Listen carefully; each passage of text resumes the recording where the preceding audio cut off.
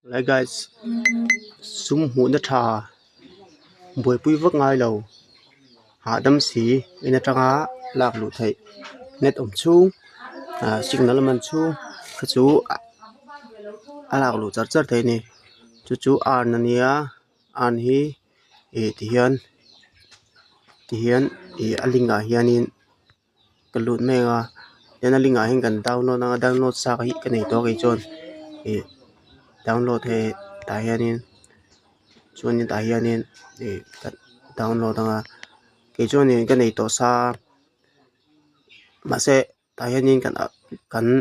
download hianin app not installing ti thina chu ati dan lo si don ne Play Store ra kan lu tanga Play Store hang kan lu tanga chon ta hian profile hang kan lu tanga Play Protect helai Play Protect hi kan off don ne Play Protect kan off lo chon kan download thei don la ba he app ni hian hemi te pani hi over ve tur ne matinge hi a thei lo chan kha la ba ma se ke chu ka download to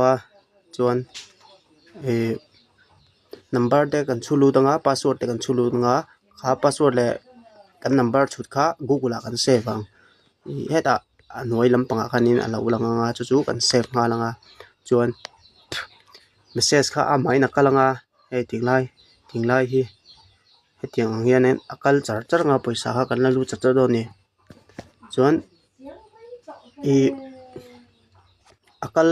agal thei thin lawa chang hian tang thina chu ati dan chu ta hianin Google kan met wang an hi kan met wang he tiang lai mi te hi kan metanga chuan storage che ti hianin kan lu danga clear storage hianin kan clear anga tia kan clear zo ton huian kan ti chinanga tia kan clear zo ton hian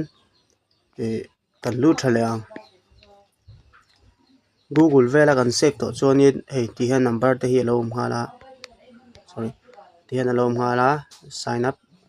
password po Google kan save to ti hian alo lang lenga kan lu thei do ni ti kan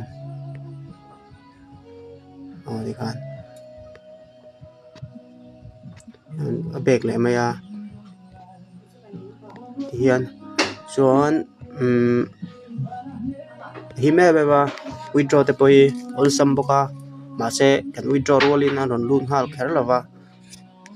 hi tarka somni pali te nga venga ni tian ai kalak to za thi zani te zathum zani